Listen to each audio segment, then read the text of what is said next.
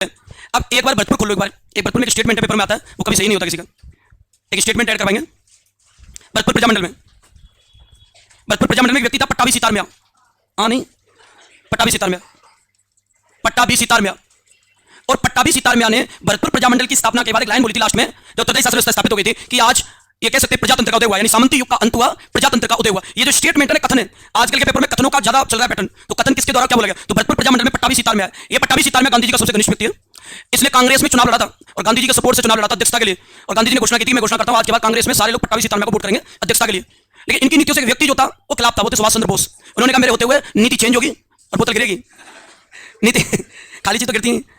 तो पट्टाभी सीतार मियां वो व्यक्ति हैं जिनके लिए अपन ये कह सकते हैं कि ये अंतिम अध्यक्ष थे कांग्रेस के और अंतिम अधिवेशन में जयपुर के में। तो इनके द्वारा भरतपुर में उत्तरदायी शासन व्यवस्था स्थापित होने पर एक लाइन बोली गई थी कि आज सामंती युग का अंत हुआ, प्रजातंत्र का उदय हुआ। बस एक स्टेटमेंट लिखना भरतपुर में कि पट्टाभी सीतार मियां ने कहा। तो सुभाष चंद्र बोस जी ने इनको इन्हीं के कांग्रेस के अधिवेशन में परास्त किया था चुनाव में और अध्यक्ष होने के थे बोस, जिसमें गांधी जी ने कहा था ये पट्टाभी सीतार मियां की हार नहीं है, गांधी जी की हार है।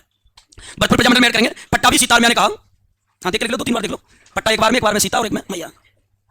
पट्टाभी सीतार मियां ने कहा आज इन्वर्टेड कॉमा में लिखेंगे, आज सामंती युग का अंत हुआ, आज सामंती युग का अंत हुआ और प्रजातंत्र का उदय हुआ। सामंती युग का अंत हुआ और प्रजातंत्र का उदय हुआ। सामंती युग का अंत हुआ और प्रजातंत्र का उदय हुआ। अब मुझे एक बार नाम देखो, एक बार एक तो हाड़ौती पढ़ा दिया, एक कोटा, एक बूंदी, झालावाड़, धौलपुर, भरतपुर, करौली, डूंगरपुर, अलवर और जयपुर करवा दिए। अब जो विस्तृत प्रजामंडल अपने 3 बच जाते हैं, एक तो बच जाएगा अपना मेवाड़, एक बच गया अपना मारवाड़ और एक बच गया बीकानेर। ये 3 प्रजामंडल बड़े बड़े बच गए जिनका विस्तार है। इनमें अपन पढ़ेंगे। अब इनको अगर अपन पढ़ते हैं तो सबसे पहले अपन पढ़ेंगे बीकानेर को, बीकानेर को निपटा देते हैं। उसका अपना मारवाड़ और मेवाड़ इक्वल रहते हैं, इनमें थोड़ी कनेक्टिविटी है। बीकानेर की इनसे कोई कनेक्टिविटी नहीं है, तो सबसे पहले पढ़ेंगे बीकानेर प्रजामंडल। बीकानेर प्रजामंडल, बीकानेर प्रजामंडल की कुछ चीजें इंपॉर्टेंट है और उनमें अगर हम बात करें तो यहां पहला पॉइंट तो यह आएगा कार्यरत संस्था। संस्था जिनमें आती है सद्विद्या प्रचारणी सभा,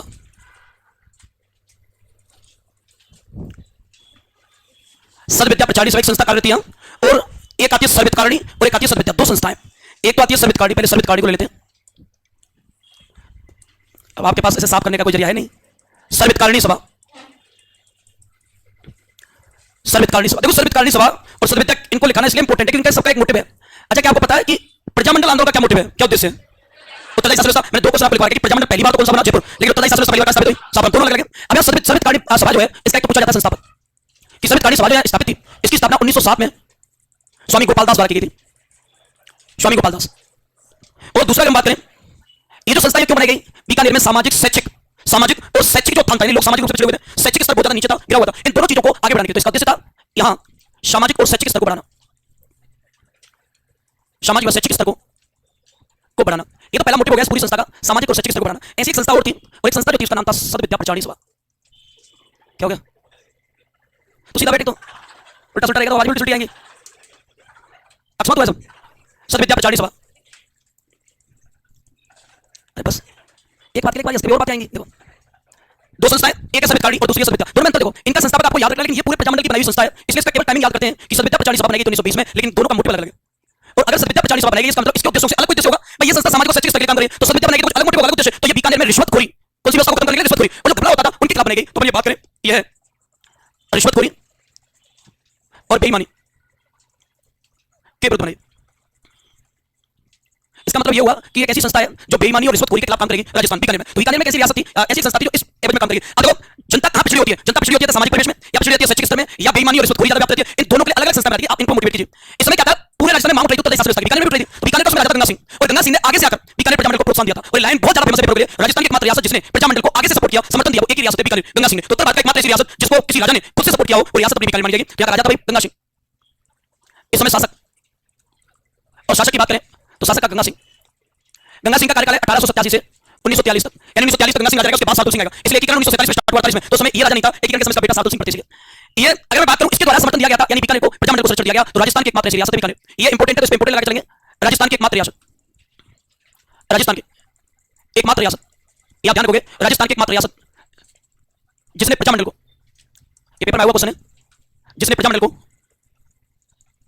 आगे से समर्थन दिया,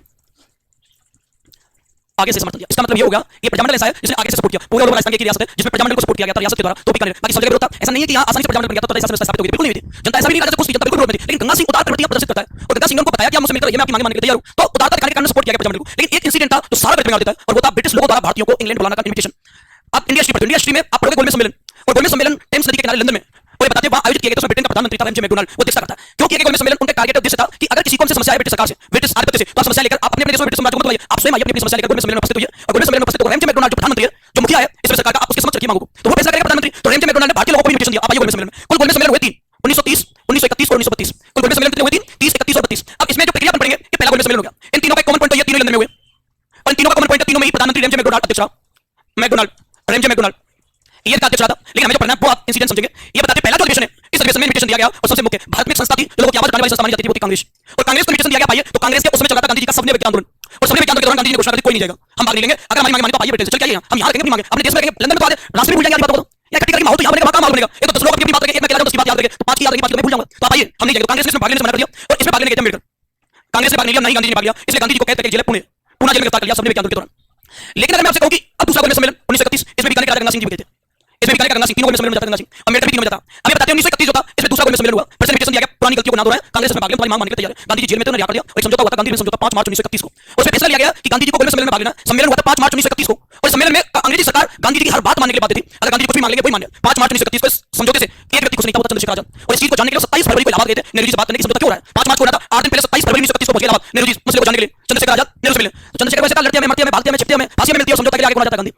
तो हमारा क्या काम है? हम आपके लिए लड़े, पूरे भारत के लिए जब गोली चलती तो हम आगे रहते हैं, गोली चलाने वालों में आगे, गोली खाने वालों में आगे, कोई कुछ लूटना है तो आगे, हर चीज के लिए आगे, मरने के लिए तो आगे। और समझौते की बात आती है तो सबसे परिणाम किसका था? गांधी जी का। वो क्यों रहा है समझौता? क्यों समझौते की जरूरत पड़ी? हम लड़ने के लिए तैयार है, हमारे युवाओं की कमी नहीं, मरने के लिए तैयार है, समझौता क्यों हो रहा है? नहीं करेंगे। तो इसका मसला जानने के लिए गया चंद्रशेखर, लेकिन नेहरू जी ने आकर मुझे कोई पता नहीं है, कोई कंफर्मेशन नहीं है, वही जाने जेल में क्या चल रहा है मुझे भी नहीं पता। तो 27 फरवरी को खाली हाथ लौटते हैं चंद्रशेखर पार्क में बैठे रेस्ट करते, सोचते क्या होगा। उस समय किसी ने मुखबिरी कर दी कि चंद्रशेखर आपका वांटेड एक अल्फ्रेड पार्क में बैठे हुए, अगर आपको चंद्रशेखर आजाद चाहिए तो अल्फ्रेड पार्क में मिल सकता है तुरंत, पूरी फोर्स एक जने को पकड़ने जा 2-3 आने चाहिए, पूरी फोर्स आई 100-150 की, क्योंकि आजाद आजाद पैदा हुआ है, आजादी मरेगा। अंग्रेजों के कारखाने में सब लोहा ही नहीं बना, ऐसी कोई गोली नहीं मिली जो चंद्रशेखर की बॉडी को टच कर सके, बेच सके।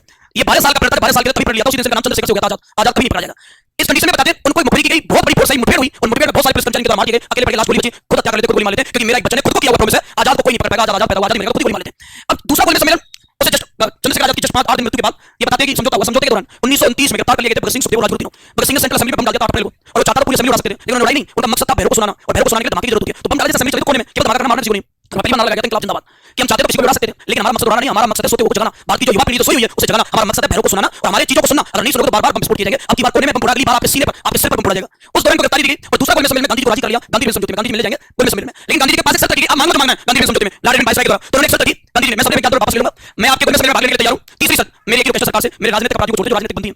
लेकिन उसमें हमारा पूरा देश मानता रहा था कि 23 मार्च को फांसी की सजा दी जानी थी किसको? भगत सिंह, सुखदेव, राजगुरु। पूरा भारत वेट कर रहा था समझौते का कि आज गांधी जी 3 नाम रखेंगे न्याय के लिए, भगत सिंह, सुखदेव, राजगुरु, आज हमारे हीरो जो है, हमारे आइडल जो रिहा कर दिए जाएंगे, उन्हें छोड़ दिया जाएगा और ये समझौते में बात होगी। लेकिन गांधी जी ने कहा राजनीतिक बंदियों को छोड़ दो, लेकिन जिन पर अपराध सिद्ध है और जो सजा के कतार सजा के प्रावधान में आते हैं उन्हें सजा दी जाए। और इनके तो 2 अपराध थे, भगत सिंह पर 2 अपराध, बम फोड़ना और बता दो सैंडर्स की हत्या करना, 2 अपराध, 2 भगत सिंह, सुखदेव, राजगुरु तीनों गोली मारी थी, और सैंडर्स को तो तीनों अपराध थे। तो क्लियर कहा गया अगर आपको लगता है कि राजनीतिक अपराधी हैं, आपके प्रशासन के अपराधी को सजा देने का प्रावधान है, तो दीजिए सजा, बाकी को छोड़ दीजिए, जिन पर कोई अपराध नहीं है। तो सबको छोड़ दिया गया, 3 लोगों को छोड़ा गया, भगत सिंह, सुखदेव, राजगुरु, तीनों को फांसी दी गई। पहली बार पूरे भारत में गांधी जी को काले झंडे दिखाकर नारे लगाए गांधी जी मुर्दाबाद, क्योंकि गांधी जी से ज्यादा लोगों के दिल में कौन था? भगत सिंह, सुखदेव, राजगुरु। इसलिए पहली बार गांधी जी को काले झंडे दिखाकर पुतले फूके गए थे उस समय 1931 में।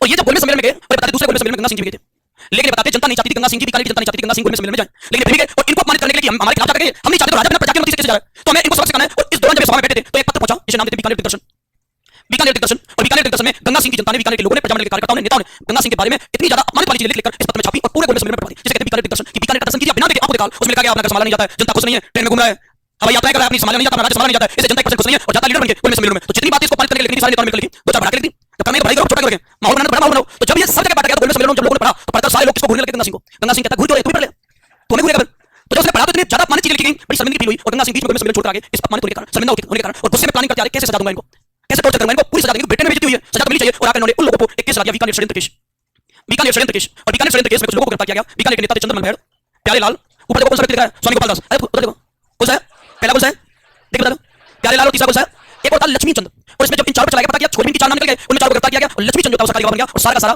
फोड़ दिया, पांडा फोड़ दिया, ठीक है नहीं पांडा झंडू, ठीक है तो बाद में होता है। सारी की सारी योजना सामने रखती, योजना के तहत अब फिक्स है, अगर मान लो अपराध सिद्ध नहीं होता है तो आप सजा के हकदार नहीं हो, ये नियम है, अगर अपराध सिद्ध नहीं होता है तो आप सजा के हकदार नहीं है। यहाँ क्या हुआ, अपराध सिद्ध हो गया, क्योंकि सरकारी का बन के लक्ष्मी चंद ने सब बोल दिया और इसके कारण गिरफ्तार करके कड़ी सजा के प्रावधान किए गए, इसे कहते हैं बीकानेर षड्यंत्र केस। प्रजामंडल तो बनेगा, प्रजामंडल तो बनाएंगे, पहले की घटना है। तो जनजागृति के 2 संस्थाएं बीकानेर में, एक तो कौन सी है, संविधान सभा, लेकिन आपको पता है मैंने नागरिक प्रचार सभा पढ़ी थी 1934 में, और वो जो बनेगी थी वो धौलपुर में थी, और ये जो बनेगी ये बीकानेर से संबंधित है। और सत्य विद्या प्रचार सभा 1920 में जो काय के खिलाफ थी, रिश्वतखोरी, राजस्थान की एकमात्र रियासत जिसमें प्रजामंडल को समर्थन आगे से तो कौन सी मानी जाएगी बीकानेर, और एक कौन सा कांड पढ़ा जाता है बीकानेर दिग्दर्शन, और एक घटना कौन सी पढ़ी जाती है बीकानेर षड्यंत्र केस। ये कौन से सम्मेलन के दौरान है, और इस गोलमेज सम्मेलन में गांधी जी गए थे, गांधी समझौते के तहत। और जब आप बताओ, आपको कोई दिन रात हर टाइम 10 साल से कोई नाम सुनते आ रहे हैं फेमस, ऐसे पहले सोशल मीडिया का प्रचलन नहीं था, बात तो सोशल मीडिया पर चेक कर सकते हैं, पहले नहीं था। आजकल आपको कोई फेमस व्यक्ति तो डालो सोशल मीडिया पर, सारा बायोडाटा देख सकते हो। अभी रुकना थोड़ी देर, मैं कहूंगा तब करना है, अभी नहीं, सही सिचुएशन नहीं है, अभी टाइम नहीं है इस चीज का। अब इसमें क्या होता है, गांधी जी पहुंचे, गांधी जी के बारे में पूरे ब्रिटेन की जनता ने 20 साल से सुनती आ रही थी, 1915 से लेकर 1931 तक, वो 15-16 साल से सुनते आ रहे गांधी जी, गांधी जी अब की बार यहां पर बढ़वा दिया, अब की बार यहां आंदोलन कर दिया, ब्रिटिश सरकार की नाक में दम अगर किसी ने रखा है तो गांधी जी। हर व्यक्ति ब्रिटेन में, हर व्यक्ति बच्चा गांधी जी का नाम जानता है, इसका मतलब फेमस तो था भाई, फेमस तो थे। अब हर किसी की एक इच्छा थी गांधी जी को देखने की, कैसे देखते हैं। अब जिस व्यक्ति के आंदोलन के बारे में सुन रखा है तो अंदर ही अंदर छवि बन जाती है माइंड में, कोई हट्टा कट्टा पुरुष होगा, लंबा चौड़ा होगा, तो ऐसे करके बन जाती है आंदोलन करा। हम कोई ऐसे नहीं पढ़ रहे, उसके बारे में आंदोलन पढ़ रहे, तो ब्रिटिश लोगों के माइंड में उसकी अलग फोटो बन गई, किस टाइप का दिखता होगा, और हर व्यक्ति की इच्छा थी गांधी जी को देखने की, और सबकी सबको खबर मिली, सम्मेलन में आ रहे, तो लोग फ्रंट टिकट बुक करके बैठे थे, अगली लाइन में गांधी जी को बिल्कुल फ्रंट पे पास से देखेंगे, अच्छे से देखेंगे, ऊपर से नीचे तक स्कैन करेंगे, इसलिए नाक में दम करके देखे तो कौन से गांधी जी। और सबसे पहले विंस्टन चर्चिल नाम का व्यक्ति और फ्रैंक मोरे, दो व्यक्ति फ्रंट की सीट पे दोनों बैठे, फ्रैंक मोरे ये चर्चिल, इनका जैसे गांधी जी को फ्रंट पे देखकर बिल्कुल सबसे महंगी टिकट बुक कराई, दोनों आगे। अब इनका ये दोनों दूसरे में आएंगे, तो अम्बेडकर जी सूट बूट पहन के दूसरे देश जा रहे हैं, आप बाहर घर से बाहर निकलते हैं अच्छी ड्रेस पहन के निकलते हैं, ये तो विदेश में जा रहे हैं, यहाँ पर ड्रेस अच्छी होनी चाहिए, तो अम्बेडकर जी सूट बूट पहन के आए, तो ये जैसे एंट्री करते हैं तो चर्चिल बात पीछे देखा, चर्चिल सूट बूट देखेगा, जेंटलमैन है, ये गांधी जी है, तो गांधी जी क्या, तो उन्होंने कहा ये गांधी जी अम्बेडकर जी है, गांधी कहां गए। फिर सेकंड नंबर पे राजपूती ड्रेस पहन के एंट्री की हुई गंगा सिंह, गंगा सिंह पूरे डेमो में राजपूती ड्रेस पहन के एंट्री किया, तो लगा ये गांधी जी फिक्स है, हट्टा कट्टा सही है, तो ऐसे तो छवि बन गई आंदोलन के बारे में सुना, लेकिन लोगों ने कहा गंगा सिंह एंट्री करें, तो गांधी जी कहां गए। गांधी जी इसमें अपनी गरीबी प्रदर्शित करने के लिए 1920 में गांधी जी ने कपड़े डाल दिए थे, लंगोट डाल दी थी, और जब इस सम्मेलन में गए ऐसे गए बिना कपड़ों के, धोती पहन के, और सबसे बड़ी बात है गरीबी प्रदर्शित करती है बकरी, एक बकरी का बच्चा दबा के ले गए, बेइज्जती नहीं, सब चीज से पूरी तरह से देख के पता चल, बिल्कुल गरीब है इनकी। सुनो अब ये एंट्री हुआ बकरी साइड में दबाई भैया, आधे अपने कपड़े पहन के जैसे एंट्री हुई, चर्चिल को पता था कि गांधी जी आएंगे, और पीछे देखे तो अदरंगा व्यक्ति एंट्री हुआ, ये तो गांधी नहीं हो सकते, ऐसे तो गांधी नहीं हो सकते, छवि थी तो देखते थे मुकलिया भी नंबर नहीं आया गांधी जी का, तो अनाउंस हुआ कि गांधी जी एंट्री हो चुकी है, बाद में पीछे देखा कोई आया नहीं, तो सदी मांगने वाला कोई आया, तो फिर मुकलिया तो गांधी जी एंट्री कर चुके बकरी के साथ, फिर पीछे मुड़ के चले बकरी वाला ये गया, तो उन्होंने देखा टिकट बेकार ले लिया, काम का दोनों कर लिया, तो विंस्टन चर्चिल ने उन्हें एक नाम दिया अर्धनग्न फकीर, और साथ में अर्धनग्न नहीं देशद्रोही फकीर, क्या नाम दिया गया, और साथ में लाइन बोली कमक बूढ़ा, और ये लाइन कमक बूढ़ा के तरह बोल गया, साइड में फ्रैंक मोरे बेटा, फ्रैंक मोरे कहता है देशद्रोही फकीर नहीं है अर्धनग्न फकीर, और वो तुरंत अपनी टिकट को रख के चले गए। इनको क्या सुनेंगे, कपड़े नहीं है क्या सुनेंगे, तो ये बताते हैं। और पहले सम्मेलन में विंस्टन चर्चिल ने टिकट बुक की थी, और फ्रंट पे बैठा, तो ये पहले सम्मेलन में गांधी जी का बेटा आएंगे आएंगे आए नहीं, और ये सारे लोग तो आगे की लाइन गांधी जी को देखने, गांधी जी आए नहीं, तो माइक में घोषणा हुई गांधी जी नहीं आए, कांग्रेस से भाग नहीं आया, तो भारतीय को चाहिए, तो विंस्टन चर्चिल कहता है कि हम तो गांधी देखने आए, भारतीय को थोड़ी देखने आए, खूब सारे देखे हमने बात यात्रा में, तो वो नहीं देखने, ये बताओ गांधी जी आए नहीं आए, वो नहीं आए, अन्य लोग आए, तो भारत का क्या करेंगे, दूल्हे तो आएंगे। तो पहले सम्मेलन में विंस्टन चर्चिल बिना दूल्हे की बारात का, दूल्हे कौन है, भारत में अम्बेडकर गंगा सिंह की बारात आई, दूल्हे नहीं आए, तो बिना दूल्हे की बारात आता। और इस दौरान एक बीकानेर दिग्दर्शन नाम की पत्रिका पढ़ाई, जिसे गंगा सिंह की बड़ी बेइज्जती हुई, और उन्होंने लोगों पे आकर कौन सा केस ला दिया, बीकानेर षड्यंत्र केस। ये घटना बीकानेर जो अपना प्रजामंडल है, इस प्रजामंडल को इफेक्टिव बनाती है, तो पहले तो एक पॉइंट डालेंगे आप बीकानेर दिग्दर्शन,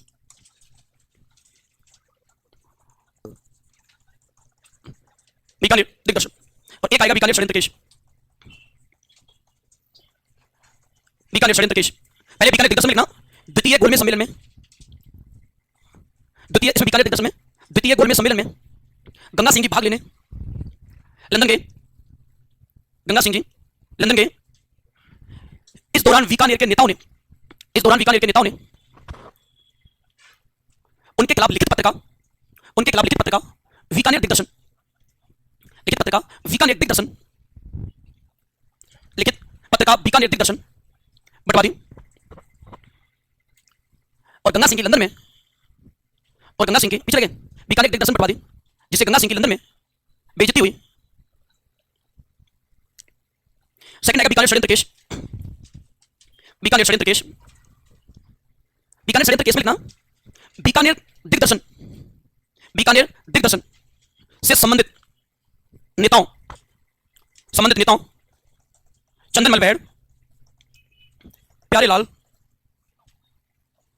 गोपाल स्वामी, गोपाल दास, लक्ष्मी चंद को गिरफ्तार करके, चंदन मलबैड, प्यारेलाल, गोपाल दास, लक्ष्मी चंद को गिरफ्तार करके इन पर केस चलाया गया। तो स्टार्टिंग में तो क्या था, नेताओं को सपोर्ट करना सिंह जी का, लेकिन बाद में सपोर्ट टूट गया इस कारण से, और इन्होंने इनको तो कर लिया गिरफ्तार, और बाकी के नेताओं को बीकानेर से निष्कासित कर दिया। और वो नेता राजस्थान छोड़ के पहुंचे कलकत्ता, और कलकत्ता में जाकर उन्होंने प्रजामंडल की स्थापना कर दी, जिसे कहते हैं बीकानेर प्रजामंडल। कलकत्ता ऐसा प्रजामंडल जो राजस्थान से बाहर बना, कहां बना राजस्थान से, अब लास्ट में लिखा कौन कौन से प्रजामंडल जो राजस्थान से बाहर बनाए गए, तो अब प्रजामंडल की स्थापना करवाएंगे, और यहां से प्रजामंडल स्टार्ट होता है, तो आप ध्यान रखेंगे प्रजामंडल की स्थापना की। और प्रजामंडल की जो स्थापना की गई है उनमें बात करें प्रजामंडल के संस्थापकों में, तो मेघाराम बैद, और एक रघुवर दयाल गोयल, ये दोनों थे। इन दोनों में एक स्टेटमेंट आप ध्यान रखोगे, इसकी एक किताब है, इसकी एक पुस्तक है, बीकानेर की तोती पोती, याद रखोगे आप। ये किताब वेरी इंपॉर्टेंट, मागाराम बैद की बीकानेर की तोती पोती किताब बहुत इंपॉर्टेंट है पेपर के लिए। और जो रघुवर दयाल गोयल थे, इन्होंने भी एक किताब लिखी आज का बीकानेर, इन्होंने भी पुस्तक लिखी आज का बीकानेर, ये दोनों ने स्थापना की। मैंने आपको बताया कुछ नेताओं को निकाल दिया, निष्कासित कर दिया, कुछ को सजा दी, इसलिए इस प्रजामंडल की जो स्थापना हुई है 1936 में कलकत्ता में हुई है, यानी राजस्थान से बाहर। 1936 में कलकत्ता में, राजस्थान से बाहर बनाए गए 3 प्रजामंडल, भरतपुर, रेवाड़ी, हरियाणा में, बीकानेर कलकत्ता में, सोही मुंबई में, यानी ऐसे प्रजामंडल जो राजस्थान से बाहर बनाए गए। तो अगर मैं बात करूं एक साथ यहां बनेंगे कि राजस्थान से बाहर निर्मित प्रजामंडल, राजस्थान से बाहर निर्मित प्रजामंडल, निर्मित प्रजामंडल, और राजस्थान से बाहर जो निर्मित प्रजामंडल है वो तीन आएंगे। अगर एक बात करें बीकानेर की तो कलकत्ता, बीकानेर की कलकत्ता में, भरतपुर की रेवाड़ी हरियाणा में, रेवाड़ी हरियाणा, और तीसरा है सोही की मुंबई में, मुंबई। इसका मतलब तीन प्रजामंडल जो राजस्थान से बाहर निर्मित हुए। अब यहां मुद्दे की बात ये आती है, ये आप ध्यान रखोगे 1936 में इसकी स्थापना कलकत्ता में हुई है। अब यहां 1936 से लेकर 1942 तक कितने साल हो गए? 6 साल। 6 साल तक इधर से उधर, उधर से इधर नेता ऐसे घूमते रहे, लेकिन कोई भी प्रभावी आंदोलन नहीं हुआ। 6 साल तक आंदोलन अप्रभावी रहा। अब जो संस्था पहले से बनी है और बनी उसमें कोई क्रियाकलाप ना हो तो चीजें निष्क्रिय हो जाती है। अगर आप कंटिन्यू काम नहीं करोगे तो चीजें निष्क्रिय हो जाती है। तो 6 साल तक कोई क्रियाकलाप ना होने के कारण प्रजामंडल निष्क्रिय हो गया। तब रघुवर दयाल गोयल ने मॉडिफाई किया और मॉडिफाई करके 1942 में इसका नया नाम कर दिया बीकानेर राज्य प्रजा परिषद। तो पुनः स्थापना यानी नए रूप में इसकी स्थापना की। तो कह सकते हैं अभी निष्क्रिय हुई है, ये चीज पेपर में आता है, फैक्ट बात करेंगे। तो हम बात करें रघुवर दयाल गोयल ने, रघुवर दयाल गोयल ने 1942 में स्थापना की, और ये जो स्थापना की थी बीकानेर राज्य प्रजा परिषद, बीकानेर राज्य प्रजा परिषद, ये 1942 में इस नाम से संस्था काम करने लगी बीकानेर प्रजामंडल की। तो रघुवर दयाल गोयल ने बीकानेर प्रजामंडल को मॉडिफाई करके इसका नया नाम क्या दे दिया था? बीकानेर राज्य प्रजा परिषद, जिसके तहत वापस से काम करने लगे मॉडिफाई करके। अब यहाँ दो इंसिडेंट है, यहाँ इसका विरोध किया गया जगह जगह, और बीकानेर के राजा गंगा सिंह और प्रसाद सिंह ने दमन की घोषणा कर दी कि जितना हो सके उतना पद श्रेणी पर नेताओं को दमन करो। अगर आप दमन नहीं करेगी, सरकार दमन नहीं करेगी तो ये कभी भी आंदोलन रुकेंगे नहीं। तो इसलिए इनका दमन स्टार्ट हुआ और इनके खिलाफ बीकानेर के प्रजामंडल के लोगों का एक झंडा था, उस झंडे को लेकर साथ चलते थे प्रतीक आंदोलन का, और उसे लेकर बताते हैं लोग प्रदर्शन कर रहे थे। और जब आगे बढ़ रहे थे धीरे धीरे तो प्रदर्शन के दौरान बताते हैं एक जगह रायसिंह नगर, गंगानगर में, अब गंगानगर में बीकानेर और गंगानगर एक ही था, और रायसिंह नगर, और रायसिंह नगर में जब झंडे के साथ जुलूस निकाल रहे थे तो कर्मचारियों ने गोलीबारी करवा दी, और गोलीबारी में इनका एक नेता था बीरबल, बीरबल मारा गया। ये घटना तो है 1 जुलाई 1940 की, यानी बीरबल की मृत्यु कब हुई? 1 जुलाई 1940 को। और इसकी याद में पूरे बीकानेर में बीरबल दिवस मनाने की घोषणा की गई, और बीरबल दिवस मनाने की घोषणा की इसलिए डेट फिक्स की इन्होंने 17 जुलाई 1940 को। तो बीरबल दिवस कब मनाया गया था? 17 जुलाई 1940। 3 दिवस याद करने हैं, नेहरू दिवस, इसके अलावा नेहरू दिवस के अलावा एक जयपुर दिवस, एक बीरबल दिवस, एक कृष्णा दिवस। 3 दिवस याद करें। कृष्णा दिवस इंपोर्टेंट नहीं है, लेकिन आपको बीरबल दिवस इंपोर्टेंट है। तो बीरबल दिवस पेपर में आता है, कब मनाया जाता है? 17 जुलाई 1900। और कब मनाया गया था बीकानेर में? एक जगह कौन सी है? गोलीबारी की तो झंडा फहराते समय, झंडे के साथ जब जुलूस निकालते समय बीरबल की मृत्यु हुई, और मरते मरते उन्होंने कहा कि मेरा अंतिम समय आ चुका है, मैं जाने वाला हूं, लेकिन मैं झंडा पूरी जिम्मेदारी के साथ मेरे पीछे रहने वाले नेताओं को सौंप जाता हूं। मैंने झुकने नहीं दिया, आपको झुकने नहीं देना, आप अंतिम सांस तक लड़ना, मैंने अंतिम सांस तक लड़ी है और झंडा झुकने नहीं दिया, ये जिम्मेदारी मैं तुम्हें सौंपता हूं। तो तब इसकी याद में इसको और प्रसिद्धि मिली और बीरबल दिवस मनाने की घोषणा की गई थी 17 जुलाई 1940 को। तो ये पूरा का पूरा जो नगर है रायसिंह नगर, इसको नाम देंगे रायसिंह नगर कांड, रायसिंह नगर कांड। और रायसिंह नगर कांड की बात करें तो 1940 में रायसिंह नगर कांड पढ़ते हैं कि रायसिंह नगर कांड की टाइमिंग क्या है? तो इसकी टाइमिंग कांड 1940, ये पूरी पूरी घटना है। प्रेजेंट टाइम में कांगड़ा कांड पहले आता था, कांगड़ा कांड हो गया बंद। तो कांगड़ा कांड का संबंध किससे? बीकानेर किसानों से। कांगड़ा कांड भी बीकानेर से, मैंने बताया 35 तरह के किसानों से मारपीट की गई थी, और रायसिंह नगर कांड है बीकानेर प्रजामंडल से। तो दोनों में आपको याद रखना वो किसानों से, प्रजामंडल से। और इस घटना में मरने वाला कौन था? नेता बीरबल। तो इसकी याद में कौन सा दिवस मनाया गया? बीरबल दिवस मनाया था 1 जुलाई को, और बीरबल दिवस मनाने की घोषणा की गई 17 जुलाई 1940। चलिए रायसिंह नगर कांड में इस पे लाइन बनाओ। प्रजामंडल के कार्यकर्ता झंडे के साथ, झंडे के साथ जुलूस निकाल रहे थे, झंडे के साथ जुलूस निकाल रहे थे, जिन पर बीकानेर सरकार के कर्मचारियों ने गोलीबारी करवा दी, बीकानेर सरकार के कर्मचारियों ने गोलीबारी करवा दी। इस घटना में बीरबल मारा गया, बीरबल मारा गया क्वेश्चन में 1 जुलाई 1940,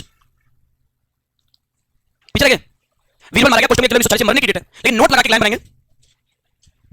बीकानेर प्रजामंडल ने 17 जुलाई 1940 को, बीकानेर प्रजामंडल ने 17 जुलाई 1940 को पूरे बीकानेर में बीरबल दिवस मनाने की घोषणा की। अब दो टाइप के क्वेश्चन, बीरबल दिवस कब मनाया गया? बीकानेर में। बीरबल दिवस कब मनाया गया? 17 जुलाई 1940 को। और मैं आपको रायसिंह नगर कांड का हुआ 1 जुलाई 1940, और रायसिंह नगर कांड का संबंध कौन से प्रजामंडल से? बीकानेर से। तो तसीमो कांड, रास्तापाल कांड, ये कौन सा है? रायसिंह नगर कांड। कौन सा कांड है? तो कांड आपको याद करने, अभी आएगा चंडावल कांड और डावला कांड, दो कांड रहेंगे। अब यहां ये तो जाता बीकानेर प्रजामंडल, एक लाइन जो आपको सबसे ज्यादा याद करनी है, राजस्थान की एकमात्र रियासत जब प्रजामंडल को आगे से सपोर्ट किया गया, समर्थन दिया गया, कौन सी रियासत थी? बीकानेर। एक आपको ये मुद्दा याद रखना। दूसरी अगर हम बात करेंगे, अब जो आगे मैं आपको एक 28 सितार में कथन याद करवाया मैंने कि भरतपुर रियासत में तथाई शासन व्यवस्था पे 28 सितार मैंने कहा सामंती युग का अंत हुआ, प्रजातंत्र का उदय हुआ। इसमें वेरी वेरी इंपोर्टेंट लगाने की कथनों का ही ट्रेंड है आजकल। और बीकानेर प्रजामंडल में आपको दो कथन याद करने, एक तो विजय सिंह मोता नाम का व्यक्ति जो बीकानेर प्रजामंडल के तहत इसने कथन बोला, विजय सिंह मोता, विजय सिंह मोता, और इधर एक है सारंगधर, दो व्यक्ति। विजय सिंह मोता ने क्या कहा? इतनी ज्यादा नरसंहार हो रहा था, इन्होंने एक लाइन बोली, बीकानेर में नादिर शाही, ये वेरी इंपोर्टेंट है, बीकानेर में नादिर शाही। और बीकानेर में नादिर शाही किसके द्वारा कहा गया कथन? आपको नादिर शाह कौन था? नादिर शाह कोई लूट के ले गया था 1739 में। हमारा मुगल बादशाह था मोहम्मद शाह, और मोहम्मद शाह का जन्म हुआ था जब वो 0 साल का था।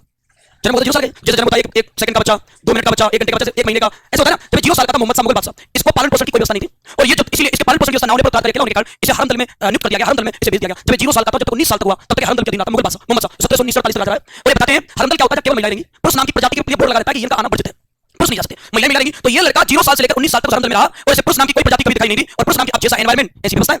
और ये जिस माहौल में रहकर 19 साल का हुआ, जितना देखा महिला मिला, कहीं भी नजर जाती महिला मिला, तो उस व्यक्ति में रहते रहते महिलाओं के गुण आ गए। और ऐसा व्यक्ति गांव में मिल जाता है तो रंगीला है, इसलिए रंगीला बात सकते हैं। इसका नाम होता है मोहम्मद शाह रंगीला। लेकिन कई बार होता है कोई व्यक्ति किस्मत लिखा के चला है, इस व्यक्ति को विरासत में मुगल गद्दी मिली, मुगल सत्ता, जो बाबर ने खानवा युग में 1 लाख राजपूतों के सिर काट कर जीती। जिस बाबर ने पानीपत के युद्ध में अली और मुस्तफा नाम के 2 तोपचियों पर इतने गोले बरसाए पानीपत के युद्ध में, तब मोहम्मद इब्राहिम लोधी से जीता था। उस बाबर की दी हुई गद्दी विरासत में ऐसे अयोग्य व्यक्ति को मिली जिसने 19 साल तक पुरुष नाम की प्रजाति नहीं देखी, केवल महिलाओं के बीच में रहा, और महिलाओं के बीच में रहने के कारण इस व्यक्ति में एनवायरनमेंट के हिसाब से महिलाओं के गुण विकसित हो गए। और जब 19 साल का होकर घर से उस अंदर से बाहर निकला गद्दी पर बैठने के लिए, तो तो लोग व्यक्ति तो जानते नहीं, अचानक से आया और उसका चाल डाल देखा, जब हाव भाव देखा तो दिखता पुरुष था, लेकिन जो नेचर था वो महिला हो गया। तो लोग आप जानते हो फ्री वाले जो फ्री में बैठे काम नहीं होता, लोग ऐसी चीज देते घूमते हो, तो लोगों ने नाम दे दिया तो रंगीला है, ना ही पुरुष है ना ही महिला है, ये तो ट्विन बने। तो उस दिन रंगीला भाषा कह दिया गया और ये रंगीला भाषा इसे विरासत में गद्दी मिली थी, और गद्दी जो मिली थी उसे कहते मयूर सिंहासन तख्त था, जिसमें कोई हीरा जड़ा हुआ था। उस पर ये राजा 1739 में, ये राजा आया 1749 तक, और 39 में नादिर शाह ईरान का आक्रमण करता है और ये कोई हीरा लूट लेगा 1739 में। वो नादिर शाह है जिसे बाद में इसका बेटा वापस ले गया था, अहमद शाह अली। लेकिन अपने को मतलब की बात करें इंडिया स्टेटमेंट हो जाएगी। तो बीकानेर में नादिर शाही करने वाला कौन था? विजय सिंह होता। और सारंग ने क्या कहा? बीकानेर में जनता के अधिकारों का दमन इस हद तक किया गया कि बीकानेर के लोग आपस में कानाफूसी करने लगे, वो कहीं बैठकर तो बात भी नहीं कर सकते थे। यानी ये लाइन स्टेटमेंट मैंने आपको पहले बताया, आप जिस चीज की तैयारी कर रहे हो स्टेटमेंट मायने रखते हैं, किसने क्या कहा? तो बीकानेर प्रजामंडल आंदोलन के दौरान सारंग नाम के व्यक्ति ने कहा कि बीकानेर में जनता के जनतांत्रिक जो अधिकार है उनका दमन इस हद तक किया गया कि यहाँ के बीकानेर के लोग कानाफूसी करने लगे, धीरे धीरे बात करने लगे, इस हद तक जनता डरी हुई थी। तो दो स्टेटमेंट एक पट्टाभी सीता में क्या करना है, और बीकानेर में नादिर शाही करने वाला विजय सिंह होता और सारंग जिसने बीकानेर प्रजामंडल के लिए लाइन बोली थी। तो नोट लगा के दोनों स्टेटमेंट ऐड करेंगे। विजय सिंह होता ने कहा, पहला लिखेंगे विजय सिंह होता ने कहा बीकानेर राज्य में नादिर शाही, बीकानेर राज्य में नादिर शाही। और सेकंड डालेंगे सारंग ने कहा, सारंग ने कहा इन्वर्टेड कॉमा लिखना, पूरी स्टेटमेंट ये ज्यादा इंपॉर्टेंट है। सारंग ने कहा इन्वर्टेड कॉमा में बीकानेर में जनता के अधिकारों का, बीकानेर में जनता के अधिकारों का दमन, बीकानेर में जनता के अधिकारों का दमन इस हद तक किया गया, इस हद तक किया गया कि बीकानेर के लोग आपस में कानाफूसी करने लगे। दोबारा बोलें, बीकानेर राज्य में जनता के अधिकारों का दमन इस हद तक किया गया कि बीकानेर के लोग आपस में कानाफूसी करने लगे, आपस में कानाफूसी करने लगे। अब इसके बाद एक प्रजामंडल आता है, मेवाड़ प्रजामंडल। एक बीकानेर दिग्दर्शन, बीकानेर षड्यंत्र केस, रायसिंह नगरकांड, 3 मुद्दे इसमें बीकानेर में पूरे प्रजामंडल में। अब देखो यार, इसके बाद आता है मेवाड़ प्रजामंडल, थोड़ा विस्तृत थोड़ा बढ़ के बीकानेर से। मेवाड़ प्रजामंडल में क्या करना है? देखो बीकानेर मेवाड़ प्रजामंडल की कहानी पहले तो स्थापना, भाई प्रजामंडल का संस्थापक कौन था? तो मेवाड़ प्रजामंडल के संस्थापक में सबसे पहले तो माणिक्यलाल वर्मा, माणिक्यलाल वर्मा एक तो ये मुद्दा है। दूसरा व्यक्ति है भूरेलाल बयां, भूरेलाल बयां। आपको मैंने जयपुर और बीकानेर में महिला नहीं लिखवाई है, संबंधित महिला, मैंने लास्ट में लिखवाई है, एक साथ आप पढ़ पाओ कि कौन से प्रजामंडल से कौन सी संबंधित महिला, एक साथ लिखवाई क्योंकि वो फोकस है इस टाइम, आरपीएससी का फोकस ही है, एक साथ लिखवाई तो एक साथ पढ़ सकते हो रियासत वाइज, इसलिए नहीं लिखवाई। माणिक्यलाल वर्मा को लेकर बात करें तो इसका नाम मेवाड़ का गांधी, मेवाड़ का गांधी। अब समस्या ये ना ग्रंथ में लिखा भाई मेवाड़ की वर्तमान अवस्था, लेकिन आपको ये तो चीज समझने मिल जाएगी वर्तमान अवस्था किसने लिखी? माणिक्यलाल वर्मा ने। जो चीज नहीं मिलती है वो देखो, आजकल पहले पूछा जाता था कि माणिक्यलाल वर्मा द्वारा कौन सी किताब लिखी गई या मेवाड़ की वर्तमान अवस्था किसने लिखी? माणिक्यलाल वर्मा। लेकिन अब पूछा क्या जाता है माणिक्यलाल वर्मा जी ने पुस्तक लिखी मेवाड़ की वर्तमान अवस्था, ये तो क्वेश्चन में आ गया, जितना तुम्हें पता था। आपको नहीं पता माणिक्यलाल वर्मा ने कौन सी किताब लिखी मेवाड़ की वर्तमान अवस्था या मेवाड़ की वर्तमान अवस्था किसने लिखी? माणिक्यलाल वर्मा ने। क्वेश्चन क्या बना कि माणिक्यलाल वर्मा ने मेवाड़ की वर्तमान अवस्था नाम की पुस्तक लिखी, इतना ही तो तुम्हें आता था, क्वेश्चन में आ गया। लेकिन उसमें आगे जोड़ेगा कि ये किताब कहां लिखी गई, कौन सी जगह लिखी गई, और ये बताते ये किताब लिखी गई अजमेर में। कहां लिखी गई थी? अजमेर। अब आपको थोड़ा सा डीपली में बता दिया कि किताब का क्वेश्चन बहुत पुराना हो गया पैटर्न, तो कि किसके द्वारा लिखी गई। अब पूछा जा रहा है कहां लिखी गई? अजमेर में। ये जो व्यक्ति है भूरेलाल बयां, इस भूरेलाल बयां को लेकर मैं बात करूं, इसको कैद किया गया था, गिरफ्तार किया गया था, और भूरेलाल बयां को कैद करके जेल में डाला गया था, सराड़ा जेल। कहां है सराड़ा जेल? उदयपुर में। इसको कैद किया गया जेल है भाई, सराड़ा जेल।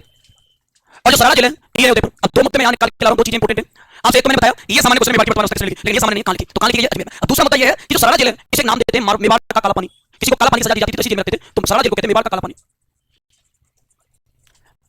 मेवाड़ का काला पानी। ये दो चीजें अलग अलग है। माणिक्यलाल वर्मा भूरेलाल बयां दोनों ही वांटेड, और दोनों को ही मेवाड़ में सरकार अपने खिलाफ मानती थी, इसलिए व्यक्तियों ने खुद अध्यक्ष चुनाव किया, अध्यक्ष किसी और को बना दिया, और एक अध्यक्ष बनाया बलवंत सिंह मेहता को, अध्यक्ष बना दिया बलवंत सिंह मेहता। इसलिए लेवल सिस्टम ने पूछा गया क्वेश्चन है कि बलवंत सिंह मेहता ने मेवाड़ प्रजामंडल के अध्यक्ष किसे बनाया गया था? बलवंत सिंह मेहता को। आपसे समय एकमात्र ऐसा प्रजामंडल जिसकी आपको डेट याद करनी है, 24 अप्रैल 1938, यानी कब इसकी टाइमिंग याद करनी, डेट वाइज 24 अप्रैल 1938।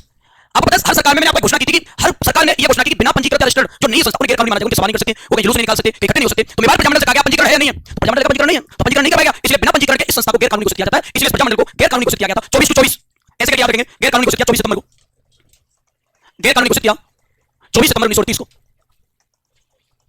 24 सितंबर 1938 को गैर कानूनी घोषित किया, और माणिक्यलाल वर्मा को मेवाड़ से निष्कासित कर दिया, और माणिक्यलाल वर्मा ने मेवाड़ से जाकर अपनी कर्मस्थली बनाई अजमेर। अजमेर से वो मेवाड़ का पूरा कारोबार देखने लगे, जब सरकार को लगा कि कंट्रोल नहीं हो रहा है, जिसके बाद अजमेर से उठाकर कुंभलगढ़ जेल में कैद कर दिया, और कुंभलगढ़ जेल में बैठे रहे। उस अजमेर में इन्होंने किताब लिखी थी मेवाड़ की वर्तमान अवस्था उस दौरान। तो ये कंडीशन, क्योंकि इन्हें पता है सब कुछ किया हुआ किसका है भाई, इनका किया हुआ है, तो इनको हटाओ पहले, इनको पहले निष्कासित कर दिया, फिर कंट्रोल नहीं हुए तो कुंभलगढ़ जेल में कैद कर दिया, और उस दौरान इनको कुछ टाइम बाद छोड़ा गया था, और कुछ टाइम छोड़कर इन्हें रिहा कर दिया, लेकिन आंदोलन सुचारू रूप से चलता रहा। अब अन्य फैक्ट पढ़िए माणिक्यलाल वर्मा से हटके फैक्ट क्या मेवाड़ प्रजामंडल में, ये क्या बताओ? तो प्रजामंडल के कितने संस्थापक थे? माणिक्यलाल वर्मा, और अब माणिक्यलाल वर्मा को क्या कहते हैं? मेवाड़ का गांधी। माणिक्यलाल वर्मा ने किताबों से लिखी है, लेकिन आपका फोकस यहां का फोकस कहां लिखी गई? अजमेर। कहां लिखी गई? और भूरेलाल बयां को कहते हैं जेल में, सराड़ा जेल का उदयपुर में, उदयपुर की सराड़ा जेल को कहते हैं मेवाड़ का काला पानी। अच्छा, अध्यक्ष किसे बनाया? बलवंत सिंह मेहता। प्रजामंडल कब बना? गैर कानूनी घोषित किया 24 सितंबर 1938, इसका 24 to 24 याद रखेंगे, बनाया 24 अप्रैल को, गैर कानूनी घोषित किया गया 24 सितंबर 1938 को। ये लॉजिक से याद करने का। अब अन्य व्यक्तियों को लेकर आती है, अन्य कौन व्यक्ति थे जो इस प्रजामंडल से संबंधित थे? मेवाड़ प्रजामंडल में व्यक्ति ने सत्याग्रह किया था, व्यक्तिगत सत्याग्रह। तो ये आया हुआ क्वेश्चन है कि मेवाड़ में व्यक्तिगत सत्याग्रह करने वाले नेता का क्या नाम था, कार्यकर्ता का प्रजामंडल का क्या नाम था जिसने व्यक्तिगत सत्याग्रह किया? ना ही माणिक्यलाल है, ना ही भूरेलाल है, ना ही बलवंत सिंह मेहता, तीसरा चौथा को याद करके करेंगे। और मैं आपसे कहूं मेवाड़ में व्यक्तिगत सत्याग्रह किसके द्वारा किया गया? तो आप ध्यान रखेंगे मेवाड़ में व्यक्तिगत सत्याग्रह, और मेवाड़ में व्यक्तिगत सत्याग्रह किया रमेश चंद्र ने। ये व्यक्ति में इंपॉर्टेंट लगा लेना इस लाइन पर पूरी पर, रमेश चंद्र। और रमेश चंद्र कहां के निवासी थे? भीलवाड़ा के।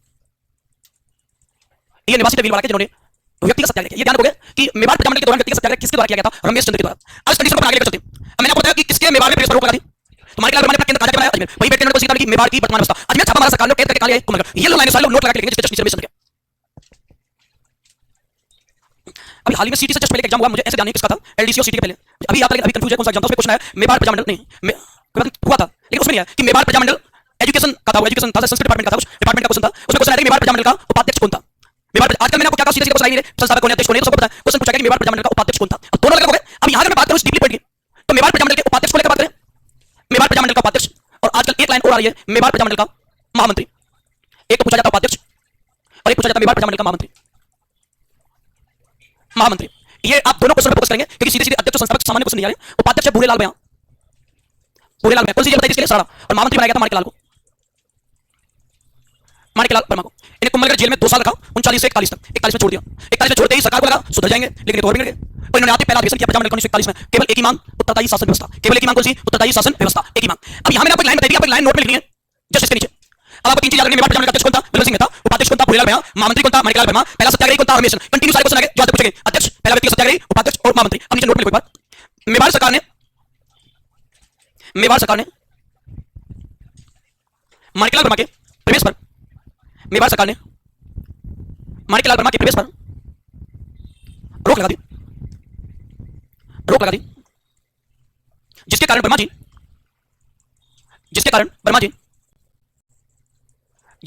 जी कोई बात नहीं, समझ लोगे ना, इतना टाइम नहीं समझाने के लिए।